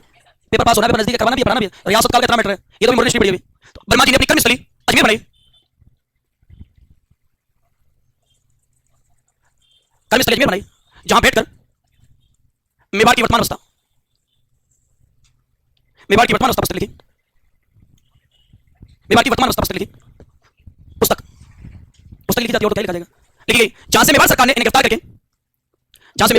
करके, कुंभलगढ़ जेल में कैद कर दिया, करवाओ कैद, कुंभलगढ़ जेल में कैद कर दिया। अच्छा तो बताओ, जयपुर प्रजामंडल है, उसका पहले अधिवेशन का अध्यक्ष कौन था, कब हुआ था, ये हाल ही में सीटी पूछा गया क्वेश्चन। अच्छा बताओ, चलो कोटा का पहला अधिवेशन कब हुआ था, हाँ मौका नहीं दिया किसी को। हालोती प्रजामंडल का पहला अध्यक्ष हाजी फैज मोहम्मद खां, इसका तुम पढ़ते तो याद करवा दो यार। राम दुलारी, राम प्यारी, शेखावटी किसान आंदोलन, फुला देवी और हाँ नहीं हाँ एक बार था वो। और एक और क्वेश्चन था कुसुम गुप्ता, कोटा से, सत्यभामा बूंदी से। अब देखो आगे, प्रजामंडल का प्रथम अधिवेशन 1941 में हुआ। इस अधिवेशन की क्या खास बात है कि पूछा जाता पहला अधिवेशन कहाँ हुआ और पहले अधिवेशन के अध्यक्ष कौन थे। 2 साल बाद कुंभलगढ़ से छोड़ा गया 1941 में, आती अधिवेशन किया, अध्यक्ष था माणिकलाल वर्मा ने, लेकिन चीफ गेस्ट बुलाया, क्या पाइए, क्योंकि प्रभाव तो कोई बाहर से व्यक्ति आएगा। आप अपने गांव वालों को कितना भी समझा लो, आपके गांव वालों के लिए आप तो वही सामान्य लोग हैं जो बचपन में घूमते थे, खेल खेलते वही लोग हैं। आप किसी को बाहर से बुलाओ और उसका माहौल बना दो कि ये सब इतने बड़े पद पे ऐसे करते, ये काम करते हैं, अपनी सुनो, बाहर वाले लोग से मोटिवेट हो जाते हैं। तो ये प्रजामंडल जो पहला, इसका एक तो ये रखना है कहाँ हुआ, उदयपुर में, ये उदयपुर में आयोजित हुआ। और दूसरा मतलब इसका अध्यक्ष स्वयं माणिकलाल वर्मा बने, माणिकलाल वर्मा। और सबसे बड़ी मुद्दे की बात है, इसमें भाग लिया, बाहर से कुछ लोग भाग लेने आए, ये थोड़ा इंपॉर्टेंट है। और इसमें 2 लोग आए, एक जो नेशनल लेवल के नेता थे, एक था जीवी कृपलानी और एक महिला थी विजयलक्ष्मी पंडित, विजय भी थी, लक्ष्मी भी थी।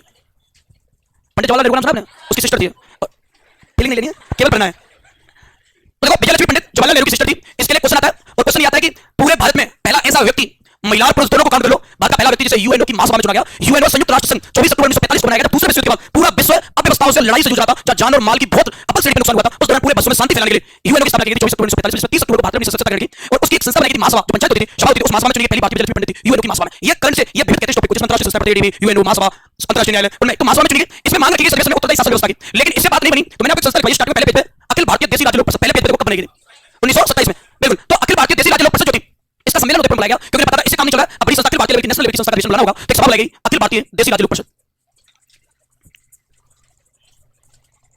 देसी राज्य लोक परिषद की सभा। ये 7वां अधिवेशन था इस सभा का।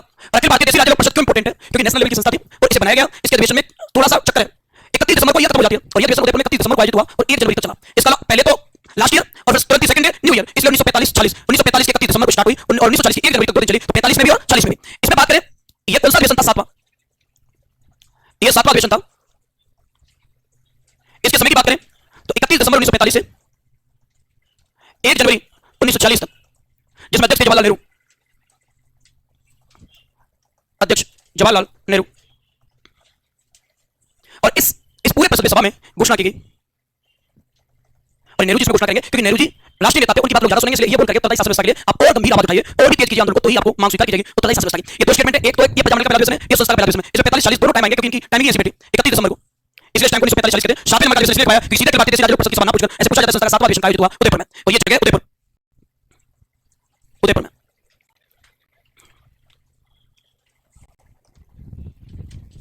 घोषणा पर पहुंचे। इस घोषणा के बाद सरकार पे दबाव पड़ा क्योंकि राष्ट्रीय नेता जुड़ चुके थे, जिसके कारण यहाँ के राजा ने एक प्रबंधकारिणी सभा बनाई, एक कार्यकारिणी सभा बनाई, जिसमें मेवाड़ के दो कार्यकर्ता हीरालाल कोठारी और मोहनलाल सुखाड़िया को स्थान दे दिया अपनी परिषद में। लगा कि अब ये आंदोलन में पूरी तरह से सफल हो गए, लेकिन कुछ समय बाद ही इनका प्रभुत्व यानी इन्हें नामांकन कर दिया गया, सदस्यता दी गई, लेकिन चलती कुछ नहीं थी, जिसके कारण फरवरी 1948 में चुनाव के दौरान विद्रोह हो गया, जिसमें विद्रोह में गोली मारी हुई आनंदी लाल नाम का व्यक्ति मारा गया फरवरी 1948 में। तो एक घटनाक्रम में तो आनंदी लाल और शांति लाल दोनों गोली लगी, दोनों लाल मर गए, आनंदी और शांति। तो वो घटना है फरवरी 1948 की। अब मैं आपसे कहूं कि मेवाड़ में सत्याग्रह के लिए जाने वाला व्यक्ति कौन था? हमेशन काका भाई। मेवाड़ प्रजामंडल का अध्यक्ष हुआ भूरीलाल भैया, प्रजामंडल का महामंत्री कौन है? मणिलाल वर्मा। प्रजामंडल का पहला अधिवेशन हुआ 1941 में, कहां हुआ? उदयपुर में। पहला अध्यक्ष हुआ, कितने लोग भाग लेने आए? 2 जेबी कृपलानी और अखिल भारतीय देशी राज्य लोक परिषद का कौन सा अधिवेशन? कब से कब तक? 31 दिसंबर 1945 से 1 जनवरी 1940 तक। कहां हुआ? और मैं आपसे अध्यक्ष ने घोषणा में लिखवा, घोषणा में नेहरू जी ने जनता से उत्तरदायी शासन के लिए आंदोलन करने का आह्वान किया कि बदलती हुई परिस्थितियों में, और जो लाइन बोली कि बदलती हुई परिस्थितियों के अनुसार उत्तरदायी शासन व्यवस्था स्थापित की जाए, उत्तरदायी शासन व्यवस्था स्थापित की जाए। बदलती हुई परिस्थितियों के अनुसार, बात भी नहीं पहुंचे, आह्वान किया बदलती, उसी की बात बोला, बदलती परिस्थितियों के अनुसार उत्तरदायी शासन व्यवस्था स्थापित की जाए। राजा ने आश्वासन दिया, गोपाल सिंह ने कहा बनाएंगे और आप कुछ लोगों को अपनी कार्यकारिणी परिषद में शामिल करेंगे। तो मेवाड़ के राजा ने एक कार्यकारिणी सभा बनाई, और मेवाड़ के राजा ने कार्यकारिणी सभा बनाकर इसमें 2 नेताओं को स्थान दिया। एक तो था हीरालाल कोठारी, ये थोड़ा डीपली है कि प्रबंधकारिणी में मेवाड़ के कितने लोग शामिल किए गए? 2, हीरालाल कोठारी और मोहनलाल सुखाड़िया, इन दोनों को सम्मिलित किया। लेकिन मुद्दे की बात यहां यह है कि इनको शामिल तो किया गया, लेकिन नाम मात्र का, इनको अधिकार नहीं दिया गया। अधिकार न देने के कारण जल्दी समझ गए नेता कि हमारे को कुछ नहीं होना है, और फिर आ गया चुनाव का टाइम फरवरी 1948 में। वोटिंग के टाइम पर अव्यवस्था फैल गई और चली गई गोलीबारी, और गोलीबारी के दौरान 2 छात्र मारे गए, एक का नाम था आनंदीलाल और एक का नाम था शांतिलाल। कितने छात्र मारे गए? 2। तो प्रजामंडल के दौरान, मेवाड़ प्रजामंडल के दौरान आपको आनंदीलाल और शांतिलाल मरने वाले किस प्रजामंडल की घटना के दौरान मरे? ये जो घटना है वो किसी किताब में नहीं, आप जाकर सर्च कर लेना, जो भी किताब पढ़ते हो कि आनंदीलाल और शांतिलाल का संबंध किससे है। तो जिस प्रजामंडल के दौरान घटना में मरे, ये कौन सा प्रजामंडल है? मेवाड़। तो पहले तो क्या बनाएंगे अपन? कितने लोग नियुक्त करेंगे? 2, हीरालाल कोठारी और चुनाव कब हुआ? क्या चल गई भाई? और कितने नेता मारे गए? 2, सॉरी छात्र मारे, आनंदीलाल और दोनों घटना इंपोर्टेंट है। मैंने आपको पहले बताया महिलाएं में जानबूझ कर नहीं लिखवा रहा हूं, एक साथ लिखेंगे रियासत में, एक साथ याद कर सकते हो लास्ट टाइम में जब भी पेपर टाइम में जाएंगे, क्योंकि महिलाओं के ही क्वेश्चन आए। तो 2 नोट बनाएंगे, पहला नोट लगाओ।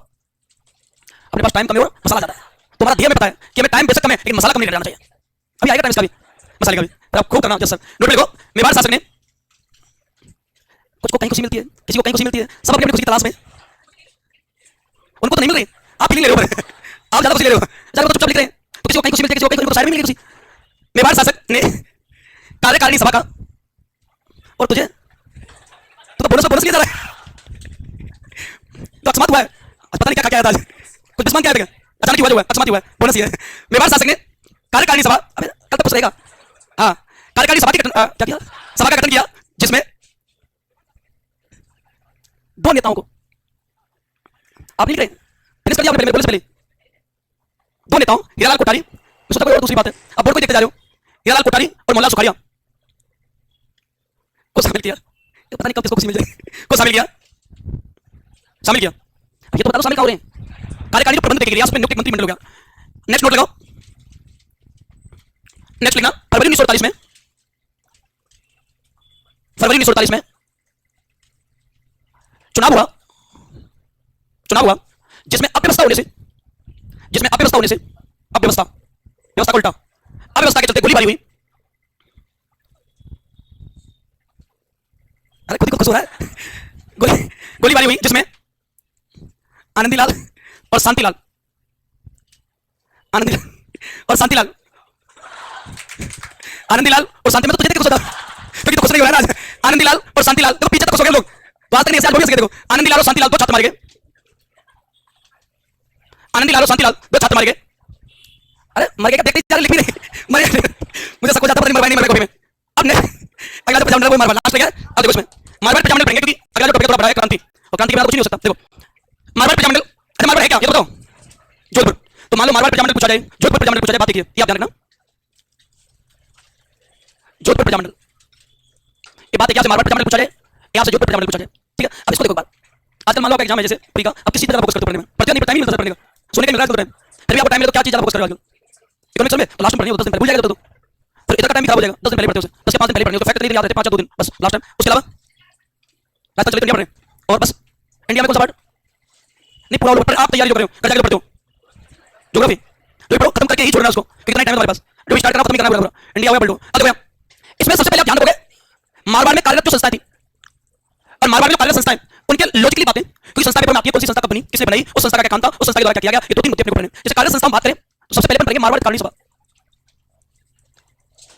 मारवाड़ हितकारिणी सभा, और मारवाड़ हितकारिणी सभा को लेकर हम बात करें, इसके संदर्भ में जितने फैक्ट है वो लेकर आएंगे। पहले फैक्ट की बात करें मारवाड़ हितकारिणी सभा से संबंधित संस्थापक, संस्थापक और इसका संस्थापक है चांदमल सुराणा,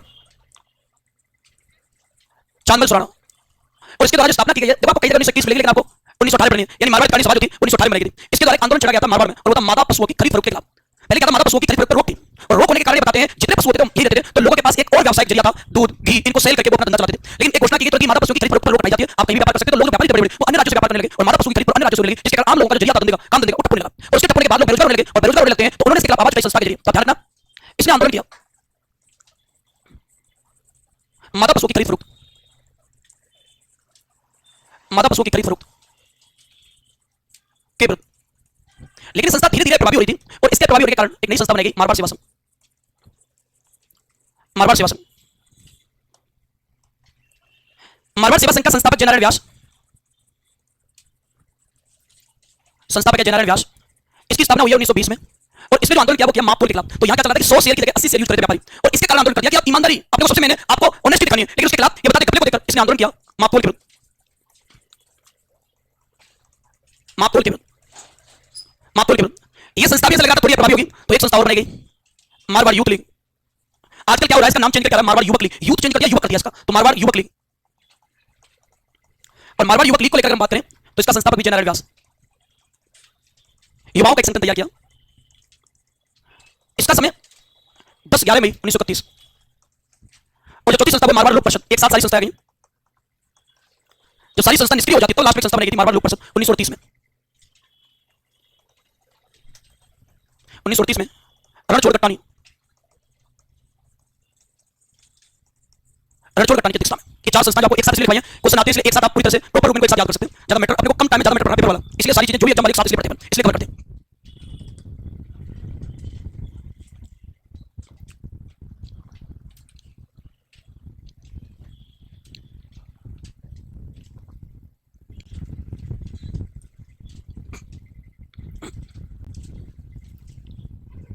रणछोड़ कट्टानी की अध्यक्षता में, किसी को कुछ पूछना हो तो बीच में रोक के पूछ सकते हैं, ऐसा नहीं कंटिन्यू पढ़ी रहे तुरंत ही बोलते हैं। रणछोड़ कट्टानी की अध्यक्षता में, कब से वेट कर रहे थे मैं कहूंगा, आप पूछें। रणछोड़ नहीं है, क्या है कट्टानी। कितनी संस्थाएं हुई है, क्या मुझे बता सकते हो? रिश्वतखोरी के खिलाफ राजस्थान बनाई संस्था कौन सी थी? रिश्वतखोरी के खिलाफ बनाई संस्था कौन सी थी, बता सकते हो क्या?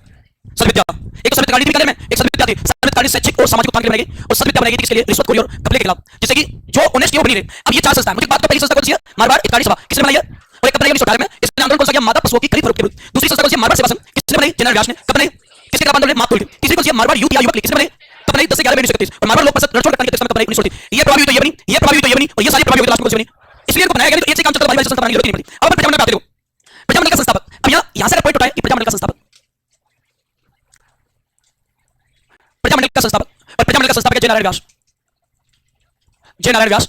और जयनारायण व्यास ने इसकी स्थापना की थी 1934 में। मारवाड़ है, झूठ बात है, एक ही प्रजामंडल जयनारायण व्यास ने 1934 में इसकी स्थापना की। और जो जयनारायण व्यास जी हैं, इनके कुछ नाम इतिहास में फेमस है। एक तो ये फेमस है मारवाड़ का गांधी, दूसरा फेमस है दुर्गा धनी,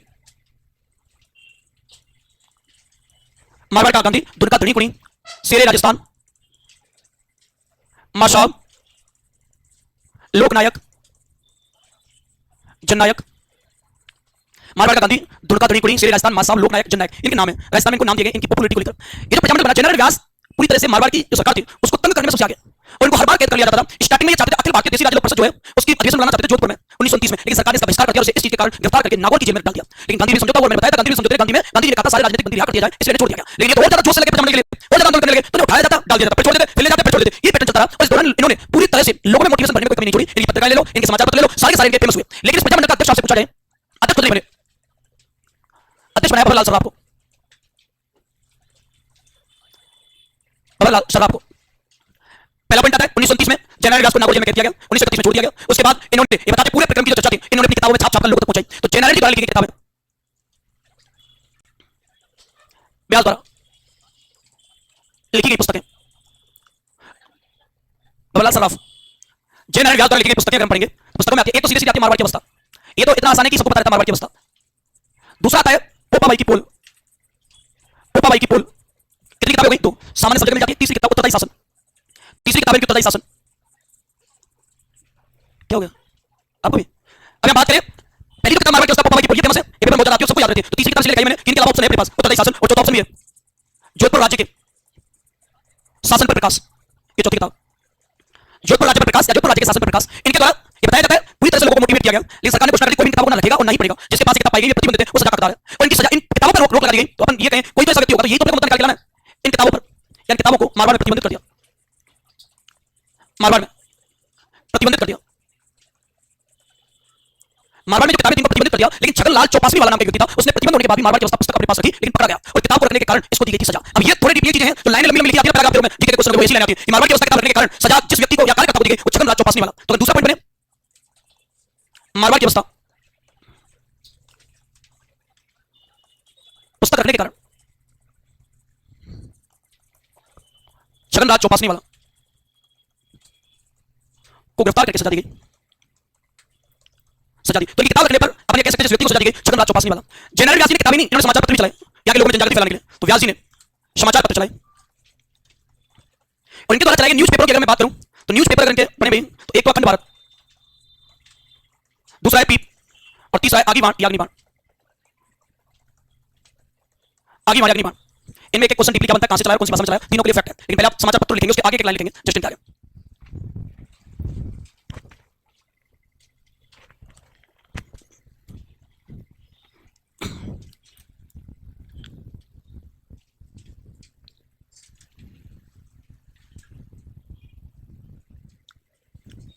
क्या हो गया? जाके पिया हुआ जाके पानी के लिए शक्ल बना था। हाँ बन गया क्या? अखबार में पहुंचे पहले अखंड भारत के आगे लाइन जोड़ेंगे। यह है पहुंचे अखंड भारत में, यह है अंग्रेजी में, सो हिंदी में। अखंड भारत यह हिंदी में मुंबई से चलाया। अखंड भारत क्या लिखना है? यह हिंदी में मुंबई से चलाया गया, मुंबई से चलाया गया। सेकंड है पीप, पीप में लिखना यह दिल्ली से अंग्रेजी में चलाया गया। अगली बार कहां से चलाया? तीसरा ब्यावर। पीप सेकंड वाला दिल्ली से अंग्रेजी में चलाया, एक हिंदी में एक अंग्रेजी में, और तीसरा राजस्थानी भाषा में ब्यावर से अगली बार। तो तीसरा लिखना दोनों पीछे लगे, मुझे घूरने में पता चल जाता है। कहां बताओ कहां तक पहुंच गया बता? अंग्रेजी में चला दिया तुमने। अब तीसरा चला, अगली बार आगे बार। इसमें देखो यह ब्यावर से राजस्थानी भाषा में चला गया, यह ब्यावर से राजस्थानी भाषा में चला गया। तीनों जगह, एक पहला हिंदी में, दूसरा अंग्रेजी में, तीसरा राजस्थानी में। पहला मुंबई से, दूसरा दिल्ली से और तीसरा ब्यावर से। तीनों गए। अब जनरल व्यास मोस्ट हॉट स्पॉट है पूरे प्रजामंडल में, मारवाड़ में। तो मैं आपको मारवाड़ प्रजामंडल के जनरल व्यास को कहते क्या है? मारवाड़ का गांधी, दुर्गा धनी कुनी, शेरे राजस्थान, मां साहब, लोकनायक, जननायक। इनके द्वारा कितनी किताबें लिखी मैंने? 4 पढ़ते तो ही, लेकिन 2 आपको लगे थे मैंने आप भी रखना इनको। तो पहली किताब कौन सी है? मारवाड़ की अवस्था, दूसरी पोपाबाई की पोल, तीसरी उत्तरदायी शासन और चौथी जोधपुर राज्य के शासन पर प्रकाश। इन किताबों में क्या लगा हुआ था? प्रतिबंध। और इसे रखने के कारण किसको सजा दी गई? छगनलाल चौपासी वाला। व्यास जी ने कितने समाचार पत्र चलाए?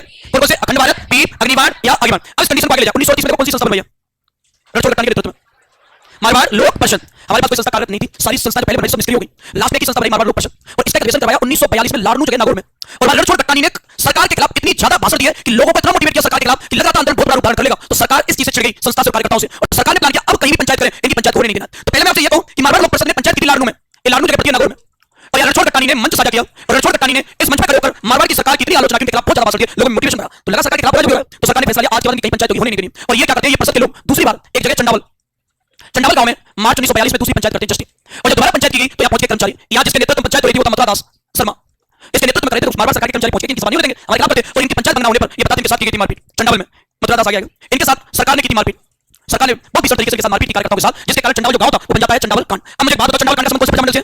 अरे कौन से थे? तो चंडावल कांड होगा मार्च 1900 कार्यकर्ताओं के साथ क्या की गई? मारपीट। अब इन कार्यकर्ताओं ने क्या किया? आगे पंचायत हुई 13 मार्च 1947 को एक गांव है डीडवाना में, डावड़ा गांव डीडवाना।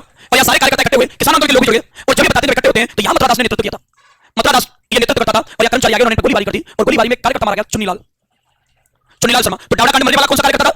अब 3 घटनाएं बनी मेरे प्रजामंडल के जज्बात। इसमें मैंने बताया पहले लोक परिषद सभा हुई थी लारनू में, तो यहाँ रणछोड़ गट्टानी ने सरकार के खिलाफ भाषण दिए, जिससे मोटिवेट होकर सरकार ने तो इनके दमन की योजना बनाई और इन लोगों ने दूसरी पंचायत करने की योजना बनाई। और दोनों भिड़े का चंडावल में मार्च 1942 में। तो सरकार ने कार्यकर्ताओं के साथ की मारपीट। दोबारा बड़ी पंचायत हुई 13 मार्च 1947 को डावड़ा गांव में, कहां पर डीडवाना, जिसके नेतृत्व में मथुरा दास, जिसमें मरने वाला कौन था? चुन्नीलाल। तो पहले तो अपन एक सम्मेलन करवाएंगे, एक सम्मेलन की घटना पढ़ेंगे और एक पढ़ेंगे चंडावल कांड और एक पढ़ेंगे डीडवाना कांड। पहले लिखेंगे सम्मेलन।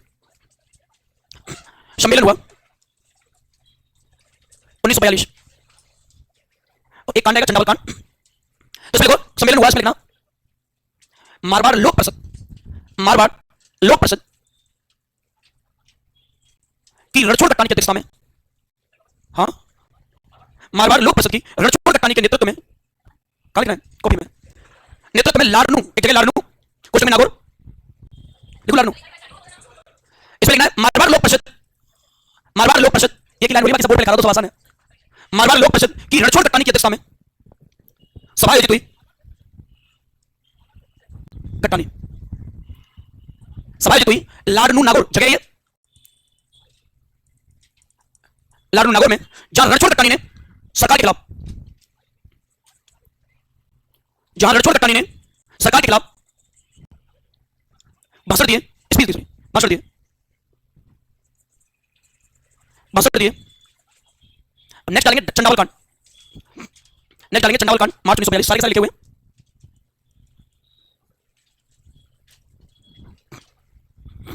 चंडावल कांड, चलिए चंडावल कांड में घटना में लिखो।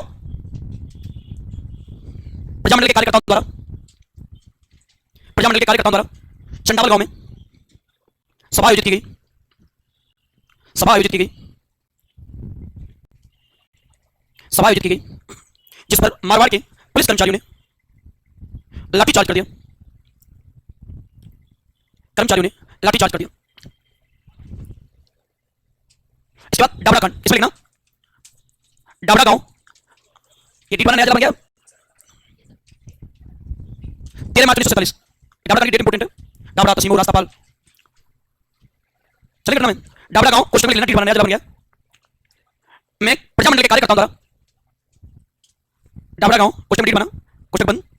प्रजामंडल के कार्यकर्ताओं ने सभा आयोजित की मथुरा दास शर्मा के नेतृत्व में, मथुरा दास शर्मा के नेतृत्व में, जहां सरकार के पुलिस कर्मचारियों ने, पुलिस कर्मचारियों ने द्वारा के मथुरा दास शर्मा के नेतृत्व में, जिन पर सरकार के पुलिस कर्मचारियों ने गोलीबारी कर दी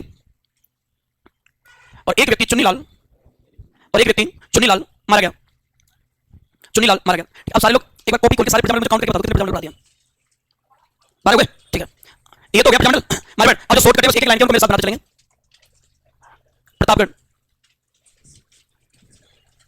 प्रतापगढ़ प्रजामंडल, इसका संस्थापक अमृतलाल पाठक, इसे आजकल पायक बता रहे हैं।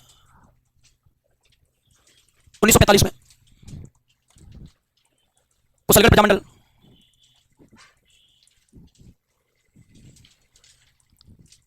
संस्थापक भवरलाल निगम ने 1942 में जैसलमेर प्रजामंडल, जैसलमेर प्रजामंडल में बात आप याद रखना, दो तीन चीजें एक्स्ट्रा चलेंगी। इसका संस्थापक मीठालाल, मीठालाल व्यास ने, ऐसी चीजों पर विशेष फोकस करते हो, जैसे कि तैयारी उसको मेंटेन तो रखो क्वालिटी को, जैसे कि तैयार लगना चाहिए, एक बार फीलिंग नहीं आता, कोई आए तो अंदर आने के बाद आज तो यस करने में लगे रहते हैं, तो आए भाई लगना तो चाहिए, फीलिंग चाहिए, हम तैयारी करो, आप जिस चीज की तैयारी करो। देखो ये जो जैसलमेर प्रजामंडल है, इसमें जनजागृति का तो काम किया गया है, यानी जैसलमेर में जन जागृति लाने वाला सागर मलगोपा, जन जागृति लाने वाला सागर मलगोपा, सागर मलगोपा जैसलमेर में जन जागृति लाने वाला, दो व्यक्ति आपको याद करने, एक बालमुकुंद मिश्रा और एक सागर मलगोपा। बालमुकुंद मिश्रा का संबंध है जोधपुर से, मारवाड़ से, और सागर मलगोपा का संबंध है जैसलमेर से। इसने क्या किया, ये पढ़ लिख कराया था और बताते ये बताया जाता है कि सागर मलगोपा को लेकर, और इसे बताते भी कि यह जन जागृति लेकर आया, तो यहाँ के अत्याचार को देखकर का सामंत जो राजा था जवाहर सिंह, उसकी कंडीशन को देखकर, अत्याचार को देखकर प्रभावित होता, बड़ा बुरा लगता है, तो इसने जनता को जागृत करने के लिए ग्रंथ लिख दिए, कुछ किताबें लिख दी या जनता को मोटिवेट करने के लिए। आजादी के दीवाने, जैसलमेर का गुंडाराज,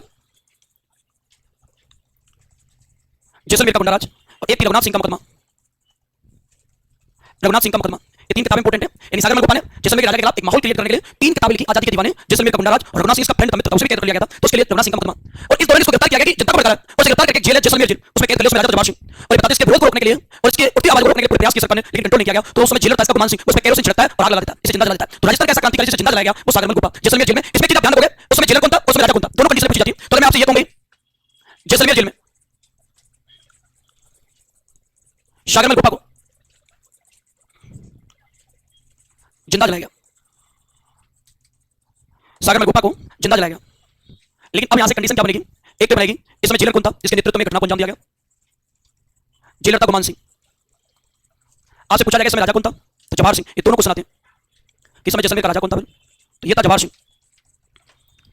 यानी जेलर गुमान सिंह, राजा कौन है, जवाहर सिंह। दो कंडीशन, जब इसकी हत्या हो गई तो इसके जांच के लिए भाई जो लगाया गया, तो जांच आयोग बैठा इसके लिए गोपाल स्वरूप पाठक आयोग, जांच आयोग आया गोपाल स्वरूप पाठक आयोग। गोपाल स्वरूप पाठक आयोग, एक जांच के लिए आयोग आया, गोपाल स्वरूप पाठक आयोग। अब उम्मीद ये थी कि गुमान सिंह को सजा दी जाएगी, उसने जो किया है उसकी सजा मिलनी चाहिए, लेकिन इंसिडेंट क्या हुआ, गोपाल स्वरूप पाठक ने रिपोर्ट दी कि सागरमल गोपाल ने आत्महत्या की, उसे मारा नहीं गया, उसने आत्महत्या की। आत्महत्या किसी द्वारा नहीं की जाती, स्वयं की जाती है, तो उसका कोई अपराध है ही नहीं, तो उसने गुमान सिंह को इसलिए निर्दोष घोषित कर दिया। उसने रिपोर्ट दी सागरमल गोपाल ने आत्महत्या की। अब गुमान सिंह को जेल होगी क्या? बिल्कुल नहीं होगी, सजा बिल्कुल नहीं मिलेगी। राजस्थान का एकमात्र ऐसा किसान आंदोलन किसानों के अपराधियों को सजा देगी जय सिंह, बाकी और कहीं सजा नहीं मिली है। और ये बात करें सागरमल गोपाल के नाम पर 1986 में चलाई गई थी डाक टिकट, ये भी इंपॉर्टेंट है। इन्हें नाम दिया गया बाल केसरी, इनके उपनाम भी है बाल केसरी,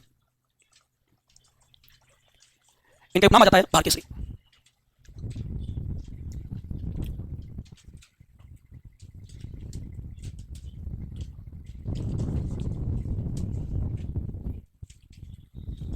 इनके सागरमल गोपाल इसलिए फेमस है कि ऐसा क्रांतिकारी जिस पर डाक टिकट चला सागरमल गोपाल 1986 में। तो ये देखो ये कौन सा प्रजामंडल स्टार्ट किया था हमने जैसलमेर, और ये बताते हैं संस्थापकों ने मीठालाल व्यास, तब की बात 1900 और जनजागृति लाने वालों ने। सागरमल गोपाल की 3 किताबें आपको याद करनी है, आजादी के दीवाने, जैसलमेर का गुंडा राज, रघुनाथ सिंह का मुकदमा। सागरमल गोपाल को जैसलमेर की जेल में जिंदा जलाया गया केरोसिन छिड़कर इस गुमान सिंह द्वारा। तो इसमें पूछा जाता है जेलर कौन था? गुमान सिंह। जैसलमेर का राजा कौन था? जवाहर, जिसके काल में घटना हुई और इनके लिए मृत्यु के बाद जांच आयोग किस नाम से जाना गया? गोपाल स्वरूप पाठक आयोग, और इनका नाम दिया जाता है बाल केसरी। इसको क्या घोषणा कर दी? आत्महत्या। आत्महत्या में कोई अपराध है ही नहीं। दो चीजें मैं आपको बताने वाला हूं, ऐसा व्यक्ति राजस्थान का ऐसा क्रांतिकारी जिसे जेल में जिंदा जलाया गया सागरमल गोपाल, ऐसा क्रांतिकारी जो जेल में राजस्थान की किसी जेल में भूख हड़ताल से मर गया, बाल मुकुंद बिस्सा जोधपुर जेल में। पूरे राजस्थान में आप पूरे भारत में बात करें तो जब लाहौर जेल में भगत सिंह सुखदेव राजगुरु थे तो अपराधियों के साथ, कैदियों के साथ व्यवहार किया जाता था, न खाना चाहिए जाता था, व्यवस्था थी। तो उन व्यवस्थाओं के लिए भगत सिंह के नेतृत्व में लाहौर जेल में भूख हड़ताल की गई थी, और वहां भूख हड़ताल में जतिन दास नाम का क्रांतिकारी था लाहौर जेल में भारत का, वो भूख हड़ताल से मरा था। तो भारत में भूख हड़ताल से मरा था जतिन दास, और राजस्थान में मरा था बाल मुकुंद बिस्सा, इसलिए बाल मुकुंद बिस्सा को राजस्थान का जतिन दास कहते हैं, क्योंकि भारत का ऐसा क्रांतिकारी जो भूख हड़ताल से मरा था जतिन दास, और राजस्थान का बाल मुकुंद बिस्सा। जतिन दास लाहौर जेल में, बाल मुकुंद बिस्सा जोधपुर जेल में, तो दोनों में अंतर है। तो राजस्थान का जतिन दास किसे कहेंगे? बाल मुकुंद बिस्सा को। तो नोट बनाएंगे, 2 क्वेश्चन बनाएंगे नोट करके। पहले नोट लिखना सागरमल गोपाल पर 1986 में 1986 में डाक टिकट चलाया 1986, पीछे से बोलो 6891, जैसे आपको समझ में आया लिख लो। 86 में डाक टिकट चलाया, चल गया। तो का दूसरा नोट लगाओ, राजस्थान का एकमात्र क्रांतिकारी, डाक टिकट नहीं लग रहा, इनकम देख ले लो, 5 रुपए का। दूसरे नोट लिखना राजस्थान का एकमात्र क्रांतिकारी बाल मुकुंद बिस्सा,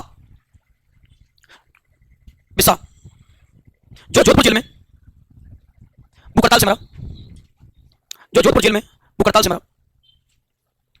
इन्हें राजस्थान का जतिन दास कहते हैं, इन्हें राजस्थान का जतिन दास कहते हैं, जतिन दास कहते हैं। हो जाएगा। तो ये 3 इंपॉर्टेंट है, ये और बाकी हम किसको क्रांतिकारी को कहते हैं? सागरमल गोपाल को। ठीक है, चलिए आगे। अब इसके बाद देखो 2-3 जो रह गए। सुरभि प्रजामंडल,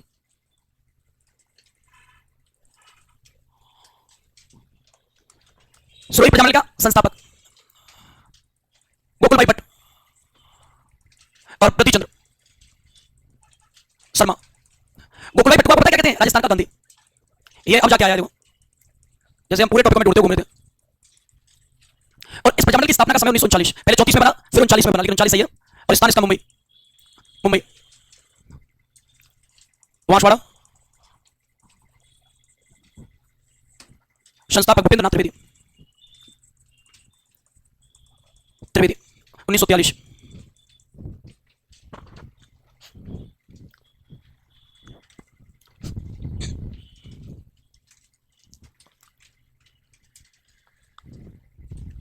महिलाओं की अपन एक साथ चार्ट बनाएंगे, महिलाओं का कौन से प्रजामंडल से संबंधित कौन सी महिला है। कल प्रिपेयर होकर आना, कल क्रांति पूरी तरह से खत्म करेंगे परसों, क्योंकि आपके पास भी टाइम नहीं है। नहीं तो बहुत टाइम लगता है, ये 20 दिन चलता प्रजामंडल, मुझे खत्म ही नहीं होता। पहली बार तुम्हारे बैच में जल्दी खत्म करवाया, और पुराने उधर पढ़ते ना बच्चों में पुष्प मंदिर से यही चल रहा है, खत्म नहीं होता। हाँ, महिलाओं को अपन पढ़ेंगे एक बार ना, प्रजामंडल से संबंधित महिला। चलिए आगे।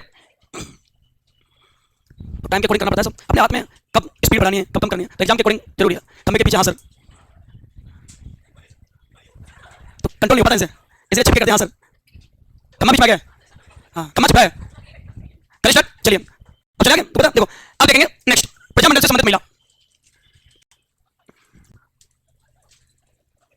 प्रजामंडल से संबंधित महिला या महिलाएं, ये इसलिए आपको लिखा हूं कि ये पेपर में आती है। एक लक्ष्मी देवी आचार्य, एक कुसुम गुप्ता, इंपॉर्टेंट है इस टाइप पेपर में दोनों। अब इनमें हम बात करें प्रजामंडल वाइज लेंगे अपन। सबसे पहले हम बात करें जयपुर प्रजामंडल, और जयपुर प्रजामंडल में महिलाएं देखते हैं तो एक तो गायत्री देवी ज्यादा इंपॉर्टेंट है, गायत्री देवी, इंदिरा देवी, रतन शास्त्री, जानकी देवी। ये महिलाएं जयपुर प्रजामंडल से संबंधित है। गायत्री देवी, इंदिरा देवी, रतन शास्त्री, जानकी देवी, ये तो महिलाएं जयपुर से। हाँ, सबकी लगाऊंगा देखो। इसके बाद मेवाड़, मेवाड़ प्रजामंडल की बात करें तो इसमें रमा देवी, भगवती देवी, रमा देवी, भगवती देवी, नारायणी देवी, नारायणी देवी, ये मेवाड़ से। इसके बाद मारवाड़ प्रजामंडल।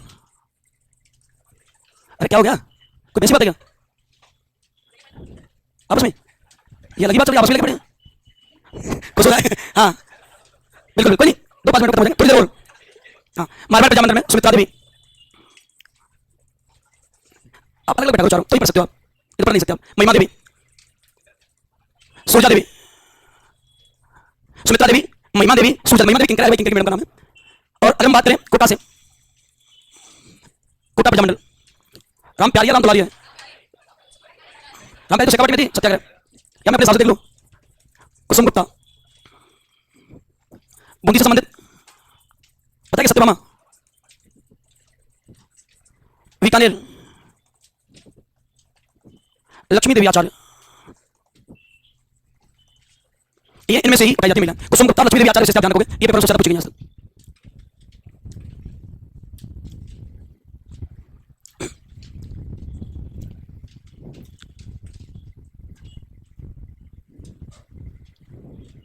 ये पेपर का एजेंडा प्रेजेंट में, ये इसलिए आपको लेक्चर दिखाएंगे, तो वही लिखा सकते हैं इनको। ये पेपर का एजेंडा प्रेजेंट में जो चल रहा है, मेरे में आपके क्वेश्चन कौन सी महिला कौन से प्रजामंडल से संबंधित है, तो लेटेस्ट पैटर्न है, इसलिए लेक्चर दिखाएंगे।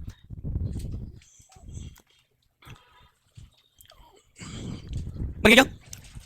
सब हो गया ना फिनिश? तो कल क्रांति के लिए प्रिपेयर होना है। क्रांति 1 दिन फिनिश करेंगे, वैसे चलते हो 20 दिन। अभी रुक जाओ, इतनी फास्ट प्रोसेस है। तो ये जयपुर की कौन सी महिला है? गायत्री देवी, इंदिरा देवी, रतन शास्त्री, जानकी देवी। मेवाड़ में रमा देवी, भगवती देवी, नारायणी देवी। मारवाड़ में सुमित्रा देवी, महिमा देवी, सुजा देवी। कोटा में राम दुलारी, कुसुम गुप्ता। बूंदी में सत्यभामा। और बीकानेर में बाकी का पढ़ेंगे कल। आप